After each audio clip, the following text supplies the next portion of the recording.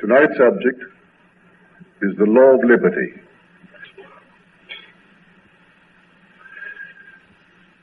Lord Lindsay once said to a group of clergy, "Your pulpits, you're arguing for Christianity, and no one wants to hear your arguments. You ought to be witnessing. Does this thing work? Then share it with the rest of us." And so that's what I'm asking you to do, to share it. I tell you, it works. We have found that for which the whole vast world has been seeking, and it works. But you will not know it by just hearing about it. To be convinced, you must test it and prove it, and you can prove it. Now we turn to the great book, the Bible, and you be the judge to what extent you've accepted the testimony of Jesus. Well, we repeat here night after night that it's very important that we hear the testimony of Jesus and respond to it. So when I make the claim here, quoting Blake, that all that you behold, though it appears without, it is within, in your imagination, of which this world of mortality is but a shadow. And I mean that literally. This is not just a lovely poetical thought, beautifully expressed by Blake. He meant it literally. And so the Bible makes this statement. You'll read it in the 6th chapter of the book of John. It's really called the chapter of secession, because in this chapter a bold claim is repeated throughout the chapter. And at the very end, they seceded. And the statement that caused it was this: "No one can come unto me unless the Father who sent me draws him, and I will raise him up at the last day." And then we are told, he asks a very simple question, "And suppose you saw the Son of Man ascending into heaven?" There was no response. No one believed it. And then he said, "That's why I told you that no one can come to me unless it be granted him by the Father." No one. And then he says, now the evangelist writing the story is now editorializing. And so to say, "And Jesus knew from the first who those were who did not believe, and who it was that should betray him." Knew from the first who did not believe and who should betray him. Now we read the story carefully, and he said, he repeats it again. "No one can come unto me unless the Father who sent me draws him." Then we are told that many, at this point, many of the disciples turned back, never to walk with him again. Never to go with him again. Well, who are the disciples who turned back? They couldn't go all the way. They came away, but they couldn't go all the way. Now, no man judges you, for the drama is taking place in us. We hear the testimony. We hear it either from a platform, or we read it in the book, or whether we have the experience. But to what extent can we go all the way? We are told that there's a law, the law of the identical harvest, that be not deceived, God is not mocked, for as a man sows, so shall he reap. And then we are told, and the Lord said, "Let the earth put forth vegetation, plants bearing seed, and fruit trees bearing fruit in which is their seed, each according to its kind." No variation, each according to its kind. Now I think the whole vast world will accept that in the vegetable world. And they will come into the animal world and accept it, that doves produce doves, and men and women produce, well, men and women. And so we can take that law in the natural world and see that it does work. Can we step beyond that boundary and take it now in the mental world? Can we now actually perform a mental act, an imaginal act, and observe the working of it, and then admit when we see the fruit that the imaginal act was the seed planted by us, and the thing now we see reflecting it is really the offspring or the fruit of it. Can we accept it? Well, we may. I trust that everyone here will accept that. I think the majority of you will. Pardon me, and that's why you are here. But can you go further and say, no man, and this literally now, no man can come to me unless the Father who sent me draws him. And I'll raise him up at the last day. Can you go that far? Well, they couldn't go that far. They could go as far as relating an external event to an internal imaginal act. But they could not believe for one moment that encountering a total stranger in the world, and that stranger comes and plays a part in my life, that he cannot come unless my Father draws him. And I and my Father are one.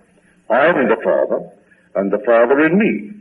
So that no one comes into my life and plays any part in my life of what I am drawing him. Good, bad, or indifferent. He just can't come. Well, man isn't big enough as yet to accept that widening circle. Can't quite stretch it out that far to encompass the whole vast world, and that everything that is happening in his individual life, he is the cause of it.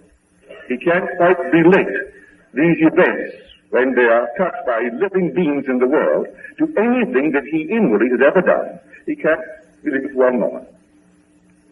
Well, I say, you be the judge, whether you believe it or not. For he said, I know everyone from the very first. Why did he know everyone from the very first? Well, who is he that knew all this? Are we not told? What person knows a man's thoughts except the spirit of the man which is in him? No man knows a man's thoughts except the spirit of the man which is in him. Well, who is the spirit in you? I tell you, it is Jesus Christ. I've been crucified with Christ. It is not I who live, but Christ who lives in me. Read it in the 2nd chapter, the 20th verse of Galatians. I've actually been crucified with him, and it is not I who live, but Christ who lives in me. So the Spirit in me knows. He knew from the beginning whether I believed it or not. So as I sit here this night, do I believe it? To what extent will I believe this law of liberty? Whether not a thing is happening that I didn't cause, not a thing in my world. Well, who betrayed me now? I knew the one who would betray me. But no one can betray me unless he has my secret. But no one. You can't betray a man unless you know the man's secret. And to know the man's secret, you'd have to be the spirit of that man. So who could betray a man but himself? So no man takes away my life. I lay it down myself. The power to lift it up and the power to lay it down again. So no man takes away my life. So he knew the one who would betray him and should betray him because he is himself. He is self-betrayed.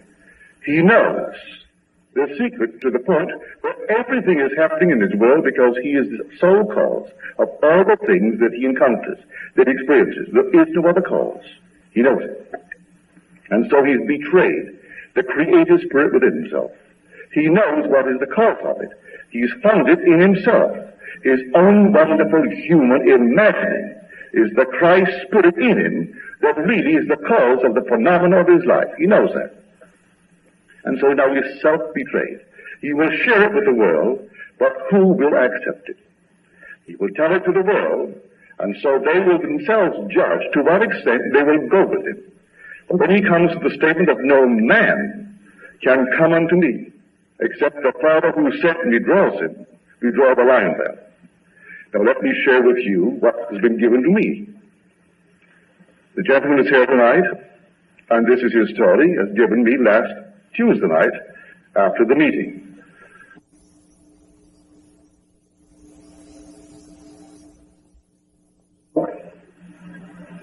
The scenes were all right individually, but for some reason or other, I just wasn't satisfied with the story.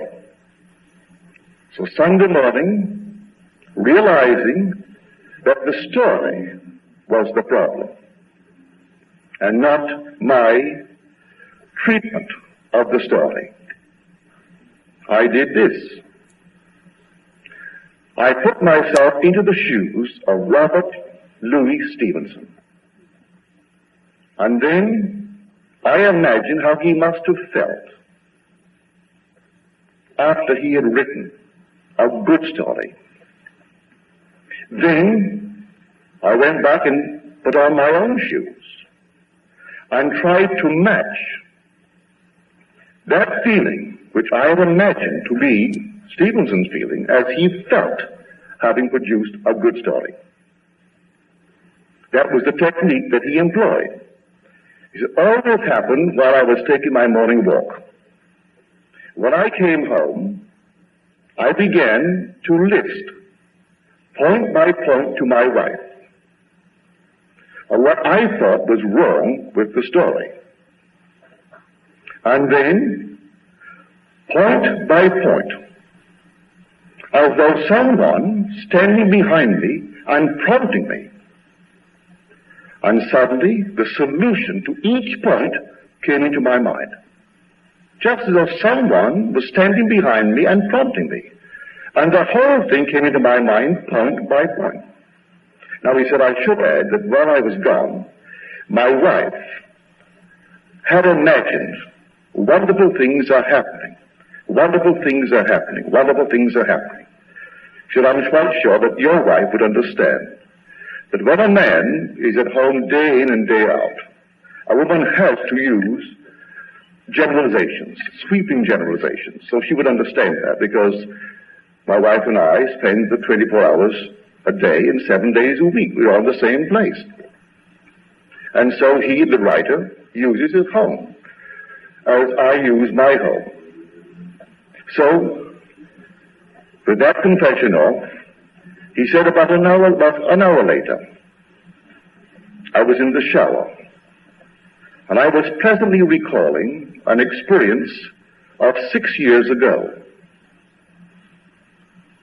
Recalling this thing that happened 6 years ago, when a story was being, or seemed to be, dictated to me in a like manner.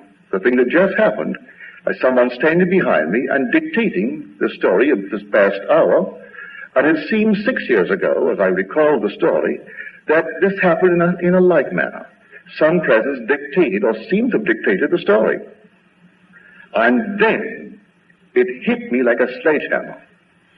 For the story of 6 years ago was that central character in the story of 6 years ago was Eddie.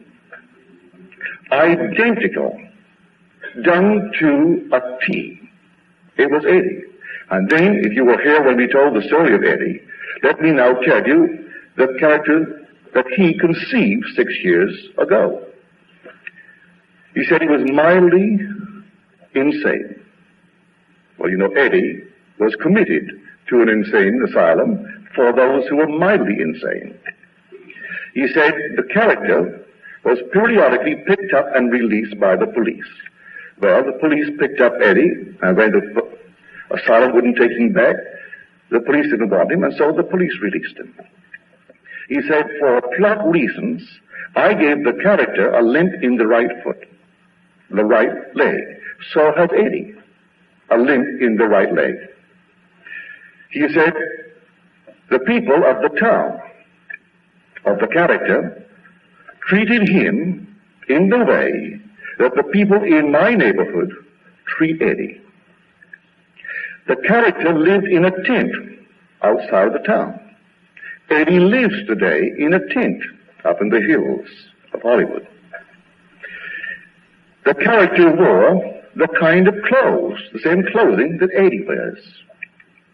The character had a fascination with atomic fallout. In fact, he perpetrated a hoax upon the town and almost scared the daylights out of them, and they wanted to lynch him. Eddie has the most unusual fascination for atomic fallout. and tells me he has a pipe, that when he rubs it with another piece of metal, he can cause atmospheric disturbance on any part of the earth. And it disturbs him because he feels his misuse of this pipe, which he calls his space needle, is the cause of the unrest in parts of the world, like Cyprus, for instance. So he's had to restrain himself. He has currently buried this pipe on the desert, which, said the writer, is perhaps safer than where he usually keeps it under my house. And so, the same intense interest. But he said this is the amazing similarity between these two, that the feeling I have always had for the character is identical to the feeling I have for Eddie. Now, he said, I didn't tell this story to my wife immediately. I wanted to test it. And so I began to tell her and describe to her a story of a character.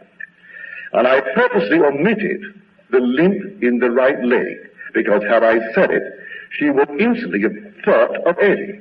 So I didn't mention that characterization. Then I omitted completely from my vocabulary the use of the words unwanted and rejected, which, by the way, in describing this character, he felt himself unwanted and rejected. But in spite of these omissions, she said to me, you are talking about Eddie. And then, said he, I was stunned that my wife, from a description of a character I conceived 6 years ago, could see in that character and not see that character, that I'm talking only of one character she knows, is Eddie. She said, I really should sign this letter worried. For the simple reason, having written all my life, I've created some characters that I am in no hurry to meet in the flesh.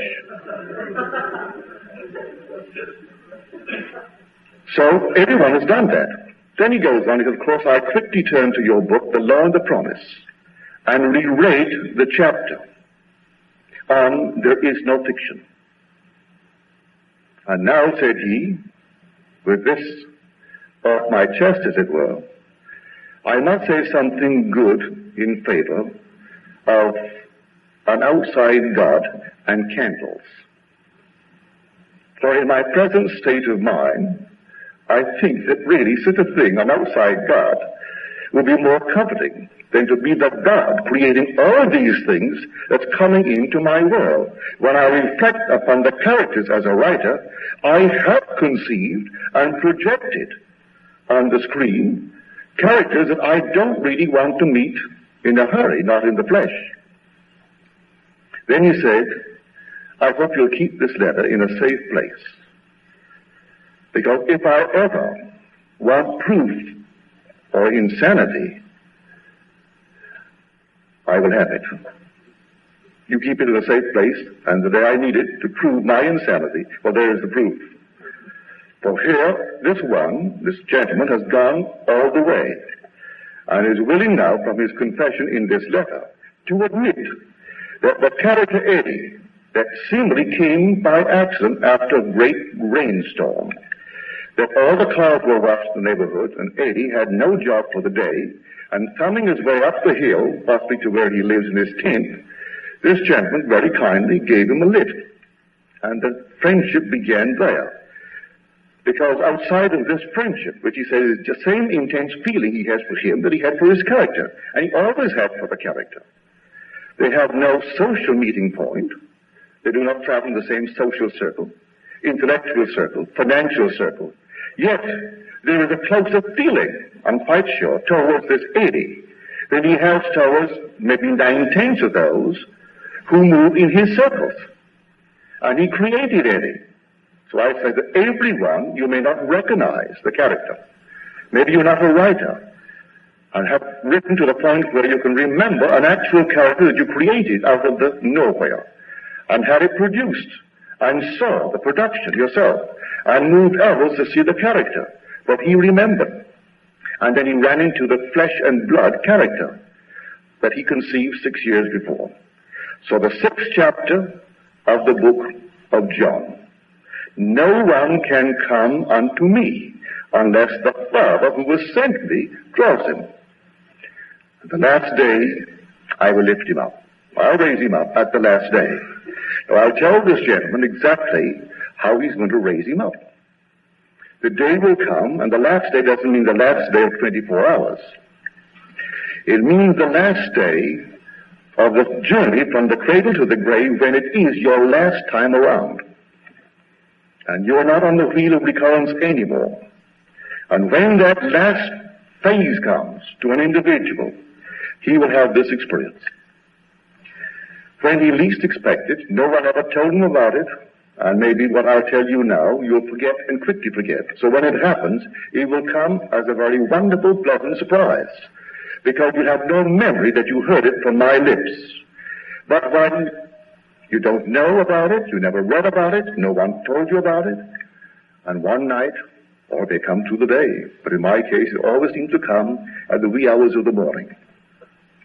And so, you will be suddenly twisted from within yourself, like a corkscrew, and through your skull you will go. And you will be clothed in the most glorious body of fire and air. It's self-luminous. You need no stars, no sun, no moon to illuminate your path. And a heavenly chorus will call your name, whatever your name is. And they will pronounce the name and say, he is risen. Not he is risen, but the name. Say your name is John. John is risen. John is risen. They'll repeat it. And then this chorus will sing out, the most glorious heavenly chorus will sing your praise because you have been risen. And then you will come upon a sea of infinite imperfection, human imperfection. The limp of Eddie will be there. The blind, the halt, the withered, everything you've conceived, all taking human form. And they're waiting for you, their Redeemer, to redeem them. And as you glide by, you seem to glide by, everyone will be transformed into the image of perfection. You do not raise a finger to make it so. Blind people become those of perfect sight. The deaf hear. The limp, the halt, the withered, all cease to be what they were as you pass by. And when you come to the very end, and the last one is finished, and all are perfect, then the same heavenly chorus will exult and ring out, it is finished, the last cry on the cross. And then you, for unfinished business, will return here to complete it, to tell it, maybe to leave it in a more permanent form, in the form of a picture or a story, but you will tell it in a more permanent form than you yourself at that moment experience, because that's forever as far as you are concerned, but you will tell it for the benefit of others and scream it out, as it were. Return here to complete the few remaining years, for your end is at hand. Everyone had to be raised that you had created. Everyone had to be transformed into perfection to conform to you when you were lifted up. At that very moment you were perfect. And so as you walked by, you molded them in harmony with the perfection springing within you. And you do it without effort, without taking thought. You are above the conceptual mind. You're not concerned about these people. You simply walk by knowing in the depth of your soul it is all perfect. And everyone is reshaped and molded in harmony with that perfection springing within you. So you're told, and if I be lifted up from the earth, I will lift all men unto me. I will shape them and transform them. And so no man came save I called him. So if I call Eddie with a limp, and then memory served me well, I've taken a shower, and suddenly I'm presently recalling a story of 6 years ago. And while I recall it and dwell upon it, suddenly it dawns upon me what I've been walking around this past 2 years in the company of one that I myself have created and I didn't recognize. Here is a man in my own world, and for 2 years he's been in my life and been an intimate of my world, and I didn't recognize my own creation. Well, that's what the world's does all day long. It draws only its own, but doesn't recognize its own creation. No man cometh unto me save I draw him. For my Father and I are one. So if he can't come unless my Father draws him, he can't come unless I draw him. For I and my Father are one. And so I am drawing every being into my world, good, bad, or indifferent. So when I think he is rotten, and he crosses my path morning, noon, and night, he is no good, you can't trust him. Where in my world can I go back to that moment of mistrust in me, when I really couldn't trust myself? I couldn't. I was afraid of my own behavior if given an opportunity. If I thought I could get away with it, I might. And I need not be an author to sit down and write the story. I could enact the story. I could walk to a store, and if no one really had eyes upon me, and I thought they didn't, I might contemplate with pleasure an act that, if caught, would be quite embarrassing to those who love me. I might. If in the past I ever contemplated that, someone's going to cross my path and come right into my world. I'm going to play that part right in my world. I may condemn him for it, but in condemning him, I'm condemning myself, because he is my very self, bearing witness to my own creations. Bearing witness. I told a story here once, many years ago. It was a very intimate story, and I told it certainly not to build any egg or hair, but to encourage every person in this world to forgive every being in this world, because you're the cause of the behavior of everyone you're observing in this world. And I told it in the most intimate manner because it struck home forcibly. And I was severely criticized by the audience for it, and criticized the following month by the wife of the gentleman who brought me to this town to give a series of lectures. And she said, Neville, I thought that was very, very unbecoming. And so many have criticized you for it. They've written me letters, and I can't tell you of the many letters I've received that are very, very critical of what you said from the platform. I said, I didn't say it for any purpose other than to show everyone that they are the cause of the misbehaviors of others that they condemn. They are the cause of it. And so I tried to explain to her that there was not a condemnation of the person. I was putting myself, I was the cause of her arrest, the cause of her action. And this is the story. I was married and separated for 15 years. No divorce and no final separation, no legal separation, but separated. I was married at the age of 18, fathered at 19, separated at 20. And then for the next 15 years, we lived our separate lives and only saw each other when she would drive me into court for non-payment of alimony. That's the only time we ever saw each other. I always came out of the court with a reduction. Always, one after the other. So 7 times before the judge, and 7 times they went down this way. Till finally she knew that without taking any more, there's nothing else to get. You get nothing the next time. And so that was the picture. So I told that story. All these things are happening. And one day I knew I wanted to get married to a certain party, who is now the mother of my daughter. But I had all this entangled personal life. I'm not separated legally, and you can't get divorced in New York City save on one grounds, the most archaic law in the world. Therefore, nothing but collusion goes on in the courts, divorce courts in New York City, for the whole thing is forced upon man because of this archaic law. However, I wanted my divorce. And then she was told by a very close, intimate friend of mine that I wanted that divorce and to really leave town, get out of town. Because my friend didn't want me to get a divorce and marry the girl that I eventually married.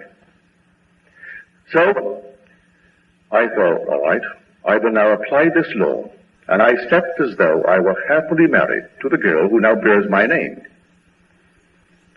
And at the end of a week, my dancing partner, who I thought was the one who had really told her to fly, and she was, came to me and told me that she looked upon me as a brother, just a brother. She could never marry me because there was not that feeling towards me. Well, that made me very happy.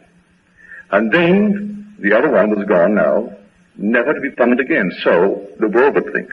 But I still slept in the assumption that I was happily married. And one morning the phone rang. As I answered the phone, it's the courtroom calling. This is the federal building. I said, yes. Are you Neville Goddard? Yes. Are you the public speaker? Goes by the name of Neville? I said, yes. Well, now you've got to be in court next Tuesday morning at 10. Well, I was too sleepy to ask why.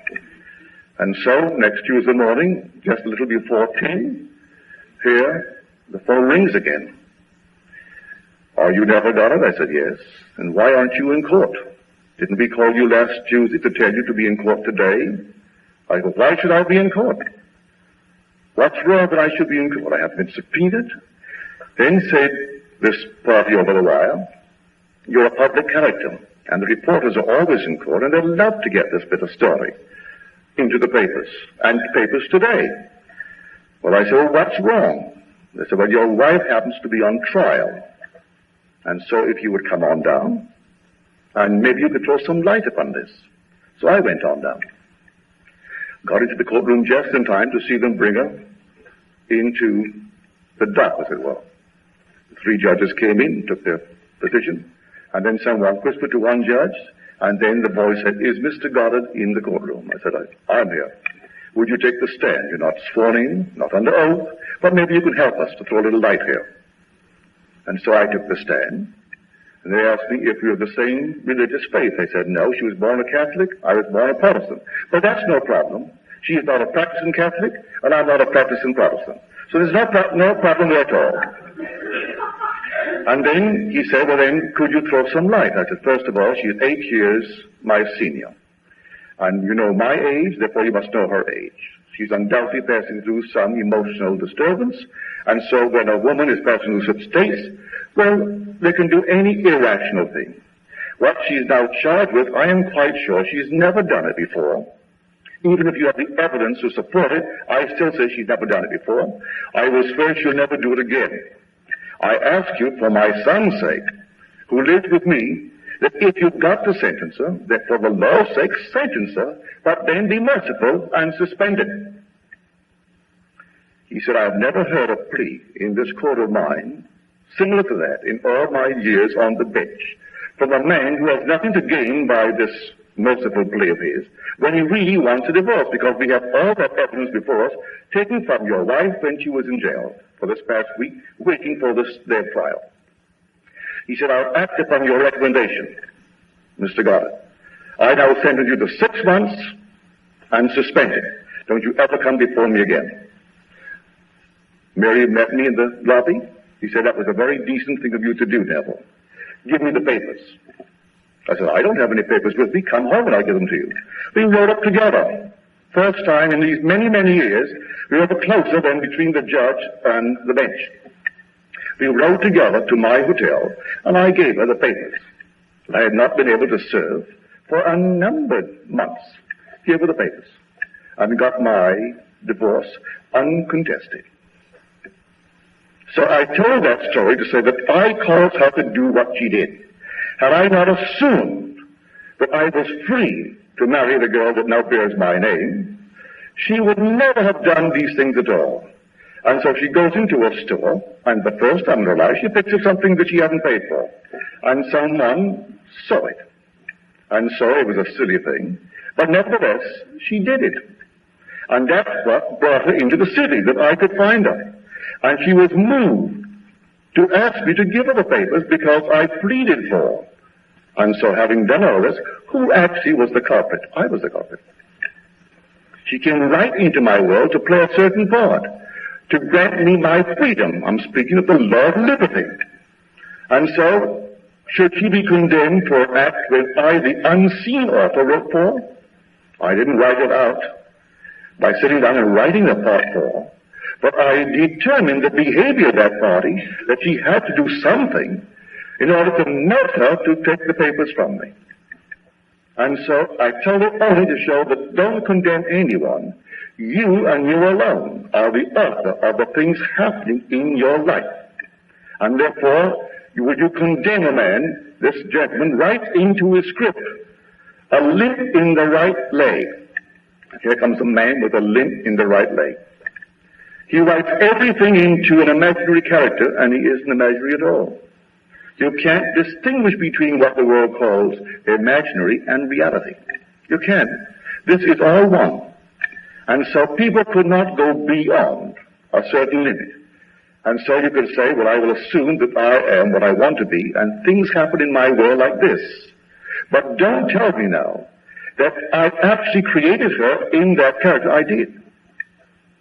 And so many departed never to work with him again. Never.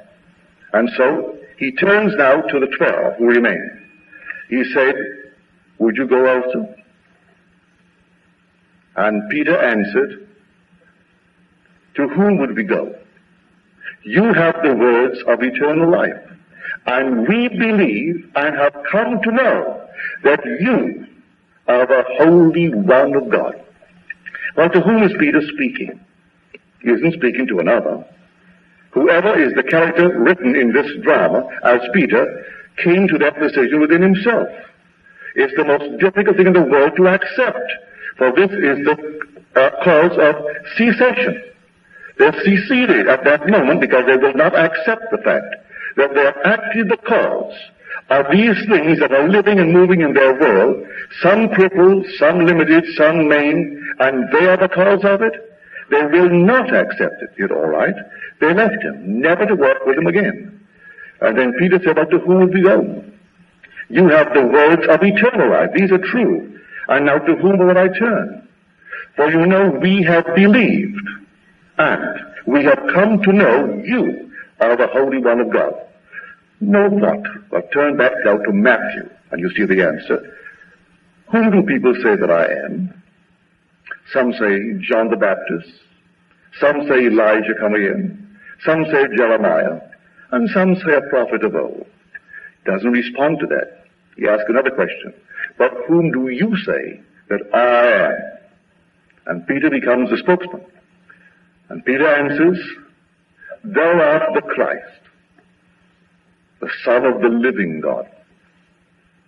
He said, blessed are you, Simon Bar-Jonah, for flesh and blood has not told you this, but my Father who is in heaven has revealed it to you. Well, who is the Father in heaven? He said, I am the Father. When you see me, you see the Father. So who but the Spirit in man is revealing what Christ really is? No prophet come again, no reincarnation, but man has Christ within him, and he's awakening more and more and more. So the gentleman who wrote the story concerning Eddie said, you know, up until now, I really wanted to wake up and tried to wake up. But now, I'm trying desperately to go to sleep again. In other words, he doesn't want, but he really doesn't mean it. He doesn't want what he's just discovered. This enormous responsibility to be responsible for the characters that he has created. And they're all walking the earth, and one after the other will enter his circle and become an intimate, and one that he really is very fond of. One that he created and endowed him with all these strange things, a peculiar mental unbalance, and a limp in his right leg, and unwanted by society, and looked down on by the neighborhood, put him in a tent and ostracize him from society, and make him unwanted and unwashed, and, well, repellent in many ways. And all these things he does to a character and then falls in love with the character. So you can see the words, Father, forgive them. They know not what they do. They're playing all these parts because imaginative men and women are writing dramas. And the world is forever falling under the spell of imaginative men and women. No matter what the world will tell you, they're always falling under the spell of those who are writing intensely with emotion. So today, you try it. I hope, but the judgment is yours. Don't tell me. But I hope you can go all the way. And don't tell anyone you can go all the way, because the Spirit in you, He knows. Well, you can really go all the way, or you turn back tonight and take only a portion of it. But even a little portion of it, take it. So there's a law the law of the identical harvest.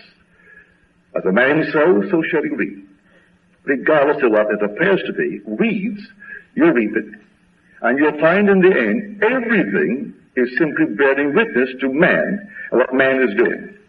As Blake said, I went to the heath and the wild, to the thorns and the thistles of the waste. And they told me how they were beguiled and driven out and compelled to be chased. Now, you would not believe for one moment that Blake is telling us that the unwholesome suppressions of the normal natural urges of the animal bodies that we wear are the cause of the thorns and the thistles of the waste. That society is clamped down upon all the normal natural urges of the human animal body, that these are animal bodies that we wear.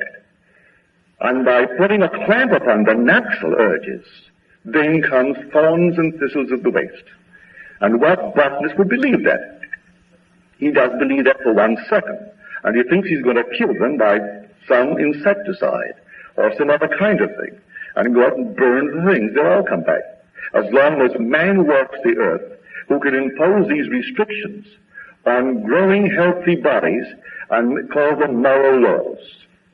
There's nothing in this world but man, because God is the only reality, and God is man, and man is God. So man is all imagination, and God is man, and exists in us, and we in him. The eternal body of man is the imagination, and that is God himself. So I tell you, whether you be a writer, as this gentleman writes, and undoubtedly writes remarkably well to earn the kind of money that he earns from his own confession. And so he writes it, and luckily he could spot him. But he lived with him for 2 years before he realized he was his own creation. But now what he did to rectify this problem of the story, you can do it. Being a writer, he took a great imaginative writer, anyone who could write Dr. Jekyll and Mr. Hyde. Well, you certainly have an ideal in that when you take Robert Louis Stevenson. And he can put his feet into the feet and the shoes of such an imaginative writer.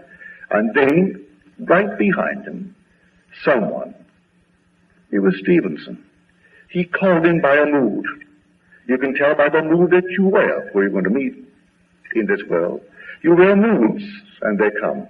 And he caught the mood. He wondered, what would the mood be like? What would it be like? And who? Asking who? He's asking, what would Stevenson feel like? How did he feel after he finished what he considered a good script, a good story? And having caught that mood, then he said, I got back into my own shoes. And then I tried to match my own feeling to what I had imagined Stevenson must have felt. And so when he got them mated, and when two agree as touching anything on this earth, it shall be established for them in this world. If two agree, what he called the one with whom he wanted to agree in moods. And then, as though someone stood behind him and dictated the solution of every point as he brought the point up. It all came into his mind. There would be no problems for this man, a writer, to sit down and bat it out after they were all solved in his mind. Then, taking his shower and feeling very happy about what had just happened, he very presently recalls an experience 6 years ago. And while he's contemplating it, it's like a sledgehammer on his head. Who would have thought he'd been walking around with his own creation for 2 years and didn't recognize him? And he didn't want to spring it on his wife. He thought, I'll test this first before I spring it on her.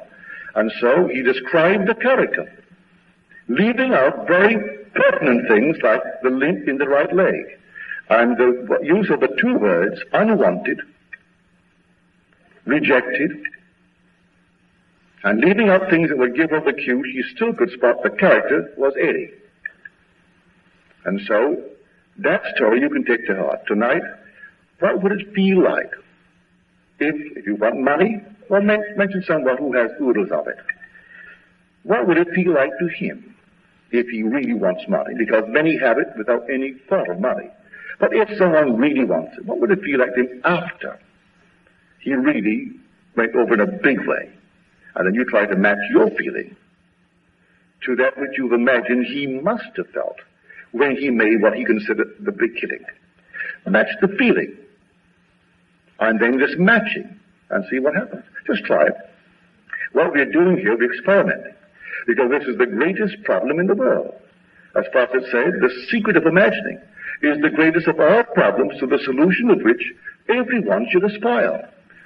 First of all, infinite power is in it if you unravel it, infinite wisdom, and infinite delight. So if it contains all of these as we can unravel the problem, then why not try it?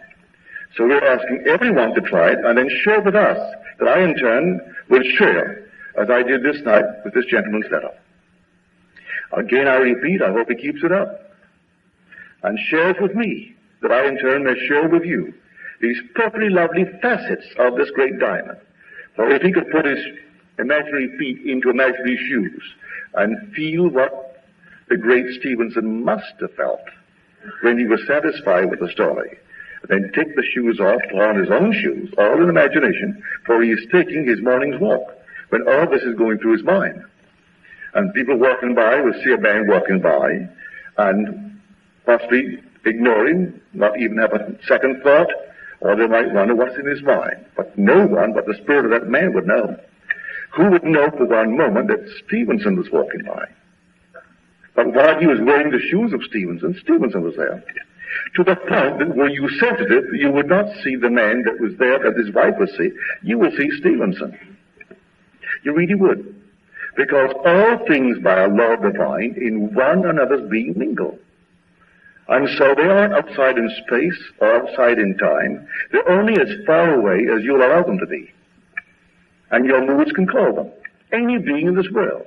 You can call anyone who's been gone for nothing but centuries. Call him by feeling that you're he.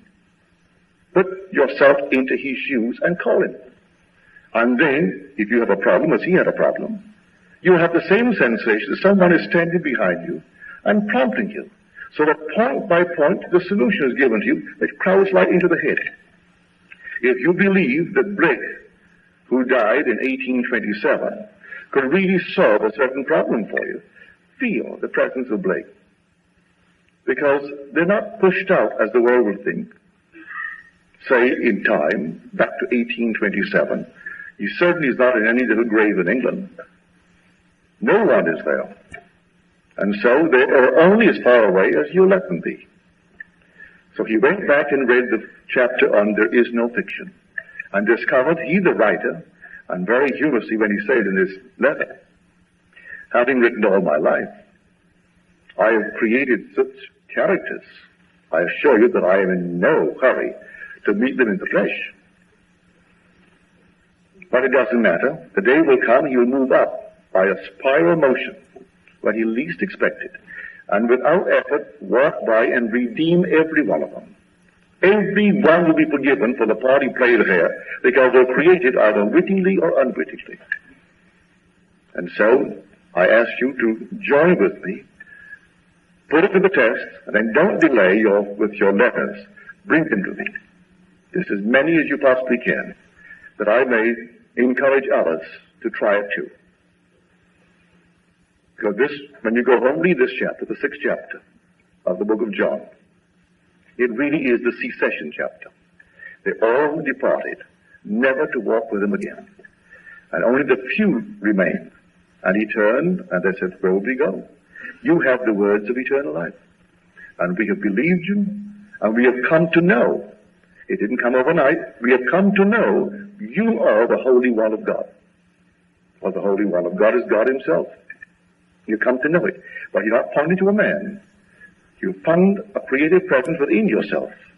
And although the world will try to make you feel, well, a creative presence is a power, speak of it as it. Don't personalize it. Oh, yes, you do. It's yourself you have found. Aren't you a person? So if Christ is in you as the creative power in you, you are doing it, and you're a person, therefore Christ is a person. So is your Christ a person? You always talk about Christ as a creative power. He is not only a person, he's the only person. He is the heavenly man. You're finding in yourself the heavenly man, the man that cannot die, the immortal you. And when you find him, don't let him go. Let everything else go, but don't let him go. So when Paul writes to Timothy, he said, I know whom I have believed. Not what, whom. And he's speaking now of Christ, and yet he defines Christ as the power and the wisdom of God. Having defined it as power and wisdom, he personifies it, personalizes it, because it's himself. That's who he found. He found him in himself. You'll never find him on the outside. And so, to what extent this night you can go with the testimony of Christ Jesus? Can you go all out and say that no man, no one, male or female, can come unto me unless my Father who sent me draws him? And I'll raise him up at the last day. Leave that section alone. That's going to happen anyway. But to what extent can you accept that testimony?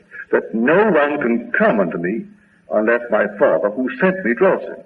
And I and my Father are one because I am in my Father and my Father is in me. Can I go that far? And then go all out that not one being in this world can cross my path that I did not call. And those who come more intimately into my circle, they really are things I've been dwelling upon. You start dwelling upon the so-called tyrants of the world and form it in your mind's eye. You'll find he doesn't really live in Russia. He lives right next door, comes right in. And then you want how to get rid of him. You've been creating in your mind's eye a certain something, and he comes right into your world. You draw them as you draw them out of the panel. Now, let us go into the silence. Everything in Scripture from beginning to end is all about you. Not the garment that you're wearing, but you, the wearer of that garment. Everything from beginning to end is your real autobiography. Much of it you have not yet experienced, but it still is yours to be experienced, therefore truly an autobiography. At the moment you may read it as biography, but don't think it is of a never. It's all about you. The most insane revelation will prove itself true one day. You will experience it. It's all about you. When the child was brought forth and it was quickly caught up into heaven, you'll have that experience. The child will vanish from those who would try to destroy it. And all the destructive powers of the world are still begotten by you. All in a state of dream when man was sung to sleep. So you are that being. I hope tonight you saw who Judas was. Not some being who betrayed what the whole vast Christian world believes to be their Lord. No one could have betrayed a man unless he knew that man's secret. And no person knows a man's secret but the spirit of that man which is in him. So who is Judas? And the word Judas means the praise of Jehovah. Judas is praise. But man thinks the drama took place 2,000 years ago. It's taking place. All hail. Said, no man takes my life. I lay down myself. If no man takes my life, then what are you blaming a man for? I laid it down in every garment that moves upon the face of the earth. Unless I die, thou canst not live. But if I die, I shall rise again, and thou with me. And so he became man, that man would become God. And he did it voluntarily. You can imagine, well, that's Christ. That's the power of God.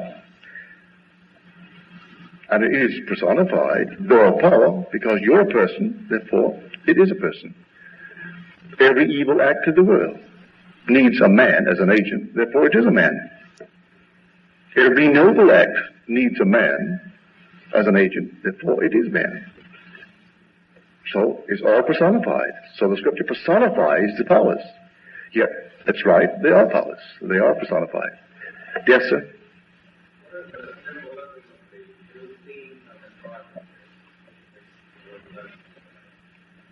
We're coming to that in the not distant future, right from this platform, but we'll answer.